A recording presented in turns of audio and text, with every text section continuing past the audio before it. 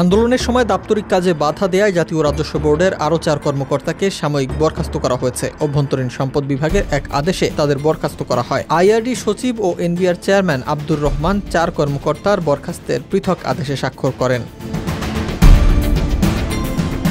আদেশে বলা হয়, গত 12 মে সরকার রাজস্ব নীতি ও রাজস্ব ব্যবস্থাপনা অধ্যাদেশ 2025 জারির পর এর বিরুদ্ধে এনবিআর এর কিছু কর্মকর্তা-কর্মচারী আন্দোলনে জড়িত হন। আন্দোলনের অংশ হিসেবে অফিসের কাজে বাধা দেয়া এবং অন্যদের কাজ বন্ধে উস্কানি দেওয়ার অভিযোগ আনা হয়েছে তাদের বিরুদ্ধে। ফলে সরকারি চাকরি আইন 2018 এর 39-এর 1 উপধারা অনুযায়ী তাদের বিশেষ ভারপ্রাপ্ত কর্মকর্তা হিসেবে নিয়োগ করে সাময়িক বরখাস্ত করা হয়। বরখাস্তকালীন তারা বিধি মোতাবেক খোরপোশ ভাতা পাবেন।